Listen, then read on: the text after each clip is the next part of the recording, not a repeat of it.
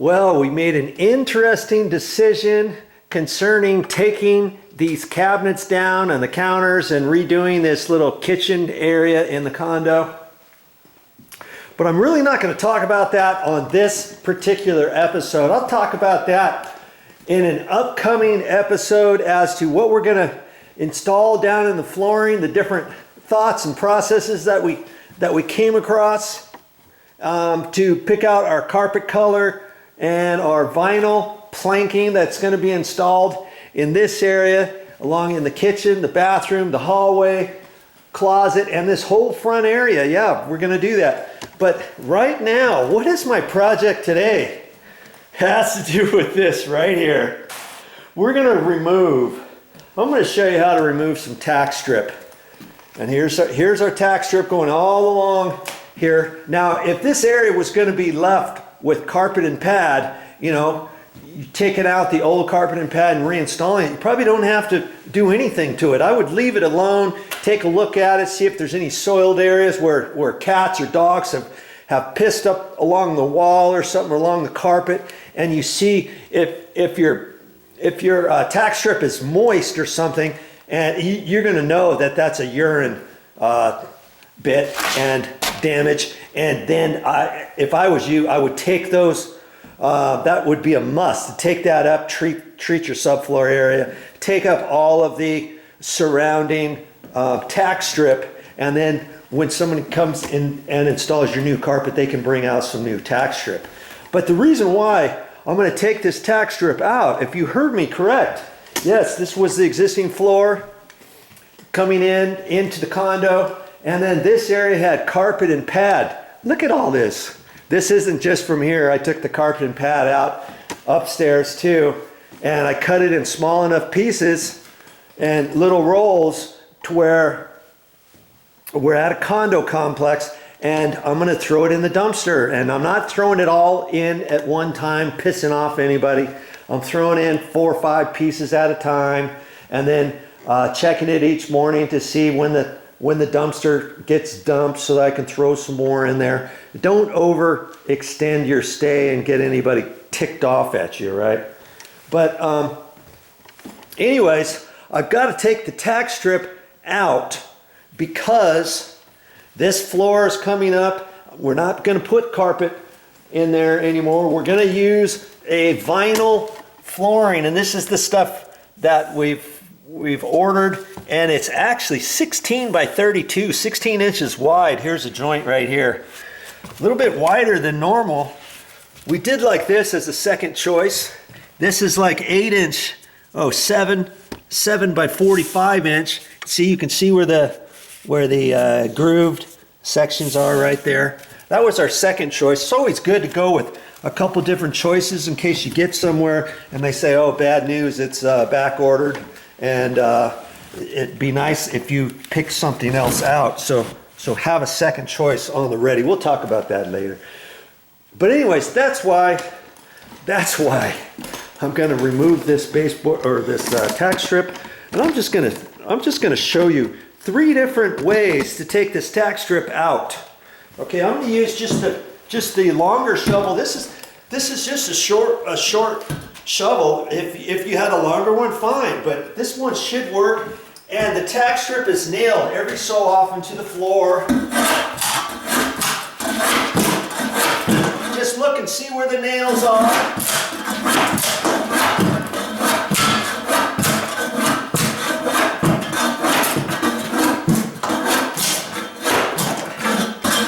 There we go. Now this is a wood subfloor, and so that came up pretty easy, didn't it? That came up pretty easy. And if you have concrete subfloor, you can take it out the same way with a sharp pointed shovel. Now, if you don't have one like that, you got a small one. Let's try the small one, see how that works. If I just had the small one, I could do it. Yeah, of course I could do it. I'm just going to get down here on my hands and knees.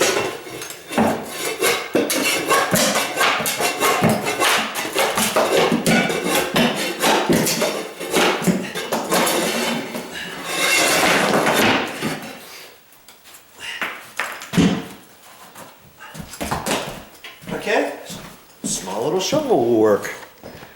Let's see if I can do it just standing up. This would be a backbreaker.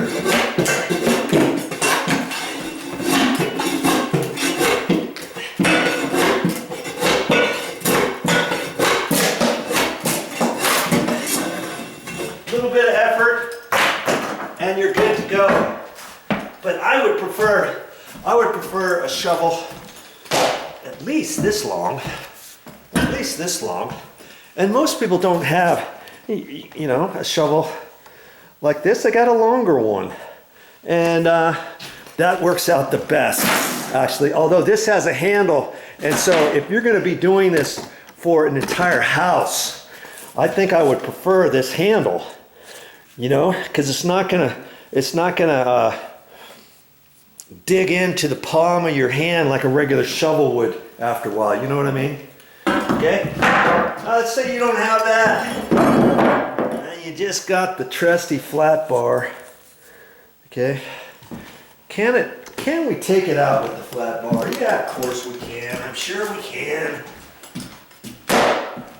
I always bring my knee pad because I never know when I'm going to use it. And I got a back support brace on underneath my nail bag, my knee pad or my knee brace on.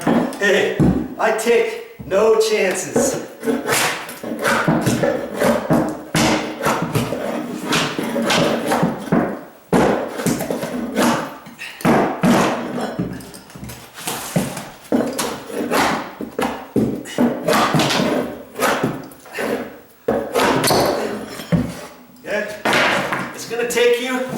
It's going to take you a little bit more effort with that, but this is like the roofing one for asphalt shingles and stuff. See how it dips down like that? That way you can get under there and use that as a pry bar, hit on top of that, kaboom, doink. Or you can use it that way. If you got a stubborn one, obviously, you can just do it this way and hit it.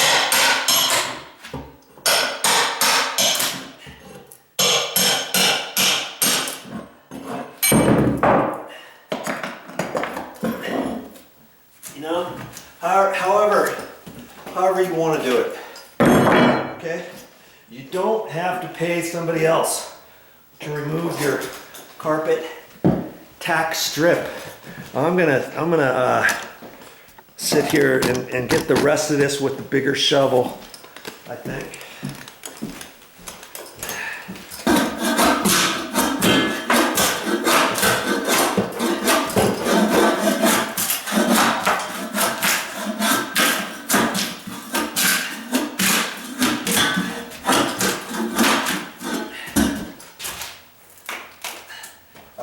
Get that right up against that sliding glass door unit so I can check all that out, so that if I have to do any floor prep before the guys come here for the vinyl floor, I can.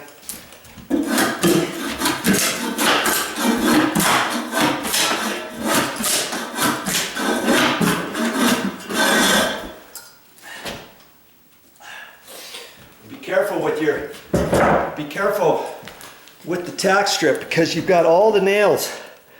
They're going up this way at an angle, and then you grab onto that. You just have to be gingerly lifting that. See, I got just rubber gloves on, and Mommy brought some heavier gloves. You know, I might even use those when I'm picking this stuff up, or not. Maybe not. And you just have to be careful when you're walking around this stuff, because now I got all the nails facing up, the ones that I pulled out. Because obviously these are the nails that nailed it down. And then you've got all of the angled nails up on the surface of this, and that's what holds your carpet in. See, it's like that. Or actually up against the wall. Is there a right and wrong way to install this? Of course there is. You got to have all the nails, see, like that, facing that direction. So when you stretch the carpet, those nails are what grabs it to keep the carpet from stretching back. Okay, so much for that.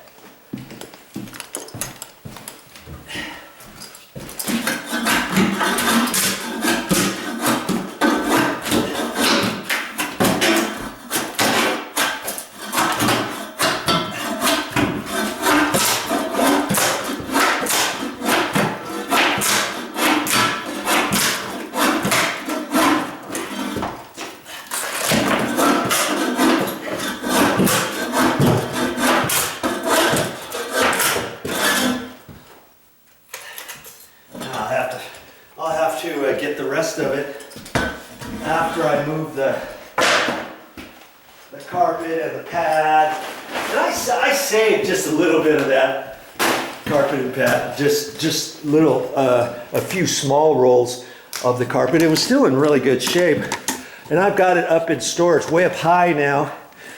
And every now and again, if I need a floor mat, a foot mat, like a mat coming in from your garage into the house, or if you got some concrete stairs in your garage coming into the house, I'm going to cut some carpet and put it on those stairs, or going out into the garage. If there's no step, maybe I just have it there as a floor mat. Okay, maybe I can make a nice one depending on the outside. She'll probably put some sort of rug out there or something, but I might take some of that and cut it and make a nice little floor mat, you know, outside. And then after it gets all beat up, hey, no problem. I got some more floor mat material up in storage. I saved about, I don't know, little rolls like this, 4 or 5 of them. Never know when I'm gonna need it, right? And here I've got my trusty IKEA bag that we bought from IKEA, IKEA. That furniture store, okay?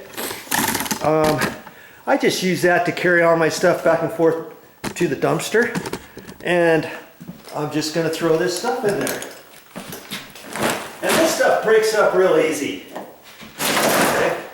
I just snap it. And I can be careful with the nails and put it in here. And I can take it out to the dumpster. No problem.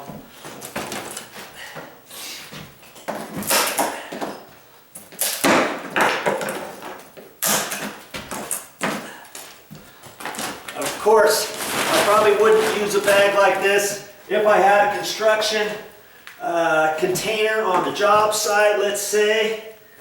But then again, maybe I would. Who knows?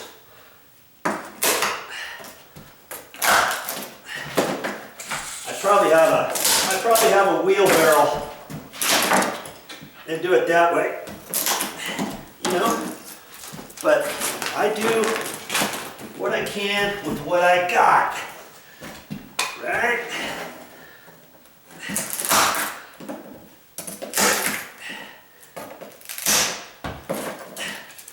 Okay, there, and I can carry it out. It's got small handles and big handles. I can put that over my shoulder, whatever, carry it out there. And I try to be as careful with this as I can, so I don't get any rips in it or nail holes sticking through it.